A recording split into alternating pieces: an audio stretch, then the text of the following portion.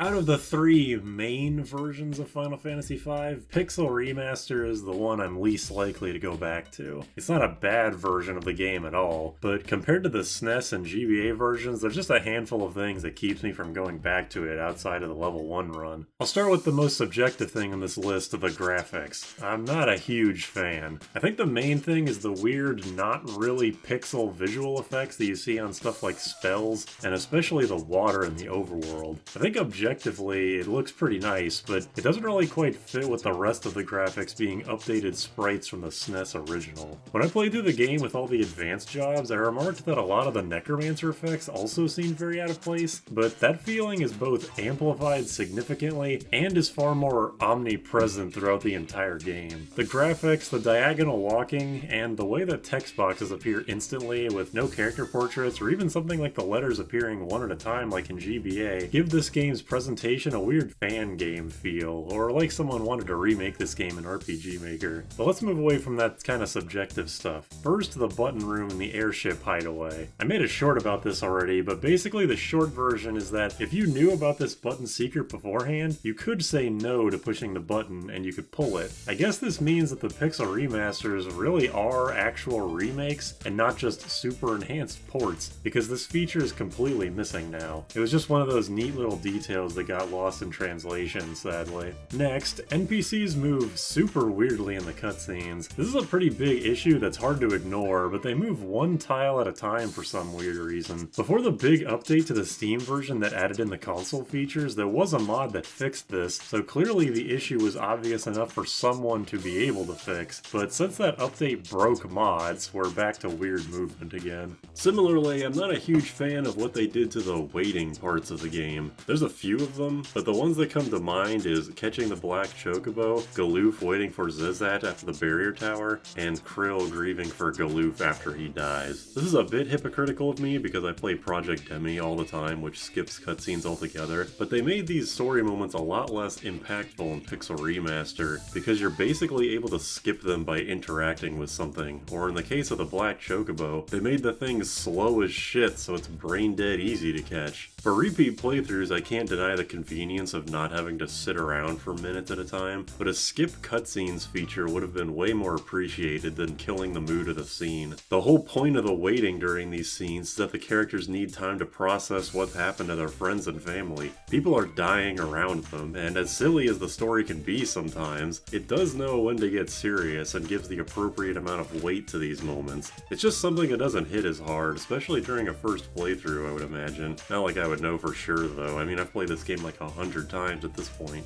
As for the black chocobo thing, I figured the whole reason the chocobo was difficult to catch is because Bartz is supposed to be a chocobo master, and making it super slow just makes me wonder why everyone's just watching him chase this super slow bird. There's some ATB gauge changes that are pretty mixed for me. In older versions, when you start a battle, everyone's gauges start at their normal amount, but then the game immediately fast forwards until someone gets a turn to avoid waiting around at the start of every single encounter. And now, well,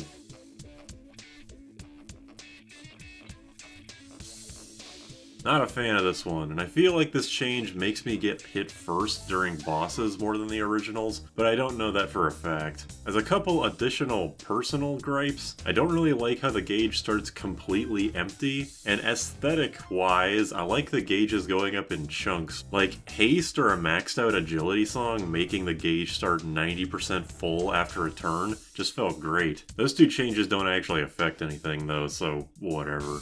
This is an extremely minute and meaningless one, but you know that little square in the library where you walk through an entrance and you're just standing on top of a bookcase with nowhere to go but back? I think this is the only spot in the game where you don't move a square to go through a transition. Just about every room in this game puts you a square away from the transition spot. Even the Jackal Cave puts you one square away from the entrance back into the cave. Well, Pixel Remaster changes that. Now you move a square to go back through the bookcase. I don't know know why it was changed. It doesn't matter whatsoever that it was changed, but it was changed, and I did notice it. This one is a major irritation. There's some kind of bug involving cursor memory in the healing staff. In SNES and GBA, cursor memory didn't apply to targeting enemies, which was kind of annoying at times, but now that Pixel Remaster is out, I'm glad that it works that way. Sometimes after you target a party member with the healing staff, one of your other non-healing staff party members will auto-target an ally, most likely killing or at the very least severely damaging them. Most of the time I have this happen in random encounters, so I'm just mashing A to get them over with, and I'm really not ready for the game to fuck me up and make me attack my own party members. I don't even get how this is possible, but I'm not a programmer, so I won't make any guesses. But cursor memory is way too convenient otherwise to just turn off. This is the worst part of 5's Pixel Remaster to me, no question. You know, I might be complaining about a bunch of stuff, but I don't think Pixel Remaster was only bad changes. There's still some stuff that I like, such as Sword Dance being buffed to being usable in the back row. This is probably the single best, most impactful buff in the entire game. The dancer is still frail, but at least it can now be the fake mage that it always wanted to be, and it can take a punch. Some people might say that the Brave Blade buff to being able to get back its original power would be more notable, but the chicken knife is still the better weapon, so it's kind of irrelevant. A cool buff, but irrelevant. A buff I didn't notice until midway through the level 1 run is gold hairpins being buffed. Why they did this, I'm not sure, but now it halves MP costs rounding down instead of up. Or up instead of down? Whatever the better version of that is. For a normal run, this change is almost imperceptible, since it only changes MP cost by 1 at most. But for level 1 runs, that's fantastic, because when you only have 7 max MP for most of your party, that's the difference between being able to cast 1 comet per character to 2.